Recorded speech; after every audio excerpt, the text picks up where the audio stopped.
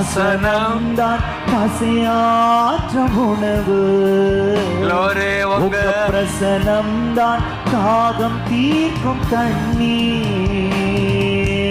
நீரே என் வெளிச்சமும் மீட்குமானே. நீரே என் ஜீவனின் பலனானே. நானும் அபிஷேக ஒலிவ மரம்,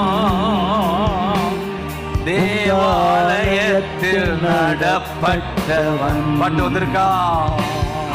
உங்க சமூகத்தில் வாழ்கின்றவன். ஆமென். உங்க அன்பையே நம்புபவன்.